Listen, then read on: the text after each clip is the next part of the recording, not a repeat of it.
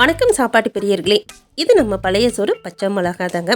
இன்றைக்கி நம்ம என்ன ரெசிபி பார்க்க போகிறோன்னா, நல்லா கலர்ஃபுல்லான டூட்டி ஃப்ரூட்டி எப்படி நம்ம வீட்டிலே ரெடி பண்ணுறதுன்னு தான் பார்க்க போகிறோம். இந்த டூட்டி ஃப்ரூட்டியை நம்ம நிறைய ரெசிபீஸ்க்கு பயன்படுத்தலாம். பார்க்கவே நல்லா கலர்ஃபுல்லாக இருக்கிறதுனால குழந்தைங்களும் விரும்பி சாப்பிடுவாங்க.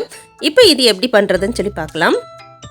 இன்றைக்கி டூட்டி ஃப்ரூட்டி பண்ணுறதுக்கு 1/2 கிலோ அளவுக்கு பப்பாளி காய் எடுத்துருக்கேன். டூட்டி ஃப்ரூட்டி பண்ணுறதுக்கு இந்த அளவுக்கு நல்ல காயாக இருக்கிற பப்பாளியாக பார்த்து எடுத்துக்கோங்க. இப்போ இந்த பப்பாளிக்கு மேலே இருக்க தோலை நம்ம பீல் பண்ணி எடுத்துடலாம். இப்போ பப்பாளிக்கு மேலே இருக்க தோலை நல்லா பீல் பண்ணி எடுத்து நல்லா கழுவி சுத்தம் பண்ணி எடுத்துகிட்டு வந்திருக்கேன். இப்போ இந்த பப்பாளி காயை இது போல் 2ஆக கட் பண்ணிவிட்டு, இப்போ இந்த பப்பாளி காய் உள்ளே இருக்கிற இந்த பார்ட்டையும் நம்ம கட் பண்ணி எடுத்துக்கலாம்.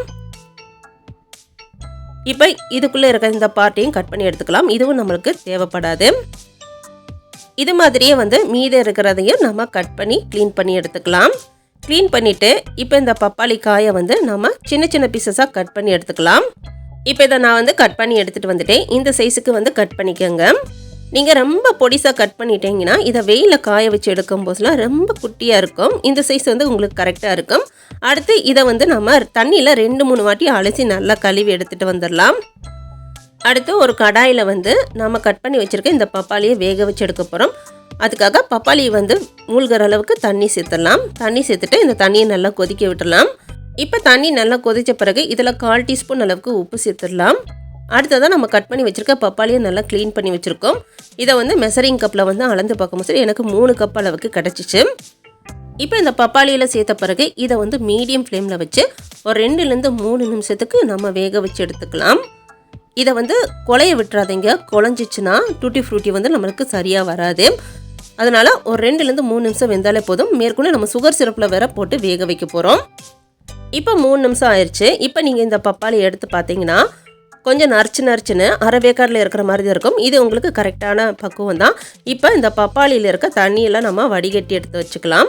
அடுத்து இன்னொரு பேன் வச்சுட்டு இதில் 1/4 கப் அளவுக்கு சுகர் சேர்த்துக்கிறேன்.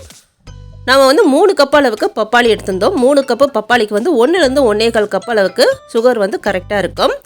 இப்போ 1/4 கப்பு சுகருக்கு 1/4 கப் அளவு தண்ணி சேர்த்துட்டு இப்போ இந்த சக்கரை நல்லா கரையிற வரைக்கும் இதை நல்லா கலந்து விட்டுடலாம். இந்த சக்கரை முழுமையாக கரைஞ்சி இதை ஒரு 2-3 கொதி நம்மளுக்கு கொதிச்சா போதும்.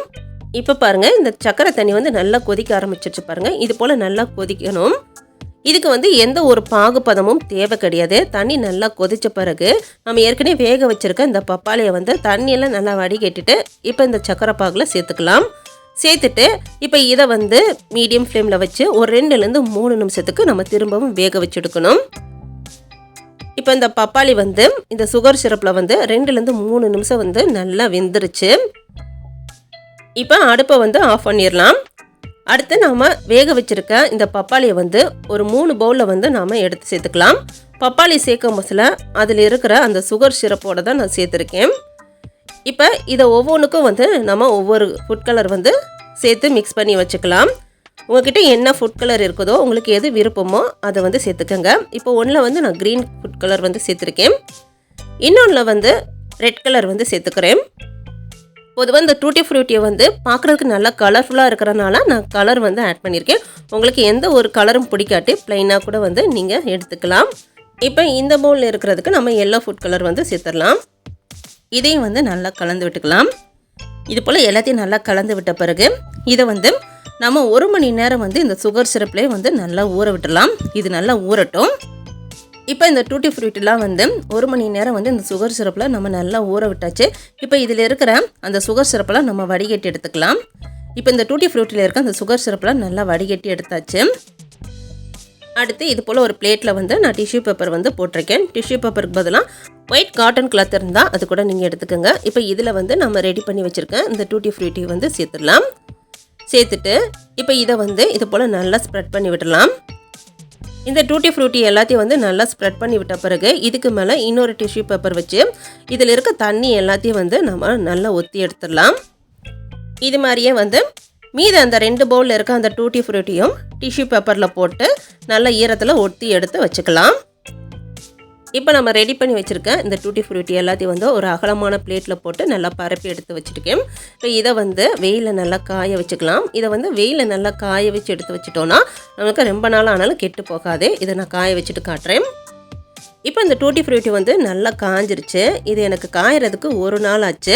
இது போல் நல்லா காய வச்சு நம்ம எடுத்து வச்சிட்டோன்னா ரொம்ப நாளைக்கு வந்து நமக்கு கெட்டு போகாமல் இருக்கும். இப்போ நல்லா கலர்ஃபுல்லான டூட்டி ஃப்ரூட்டி வந்து சூப்பராக ரெடி ஆயிடுச்சு. டூட்டி ஃப்ரூட்டியை வந்து நம்ம வீட்டில் எவ்வளவு சுலபமான முறையில் ரெடி பண்ணலாம்னு சொல்லிட்டு நம்ம பார்த்தோம். இந்த டூட்டி ஃப்ரூட்டியை வச்சு நம்ம நிறைய ரெசிபி செய்யலாம். உங்களுக்கு ஏதாச்சும் ரெசிபி வேணும்னு சொன்னால் மறக்காமல் கமெண்ட் பாக்ஸில் தெரியப்படுத்துங்க. இந்த வீடியோ உங்களுக்கு பிடிச்சிருந்துச்சுன்னா பயனுள்ளதாக இருந்துச்சுன்னா மறக்காமல் வீடியோஸ்க்கு ஒரு லைக் பண்ணிவிட்டு நம்ம சேனல் பழையசோறு பச்சை மிளகாவை சப்ஸ்கிரைப் பண்ணாட்டி சேனலையும் சப்ஸ்கிரைப் பண்ணிவிட்டு பக்கத்தில் இருக்க அந்த பெல் பட்டனை கிளிக் பண்ணி வச்சுக்கோங்க.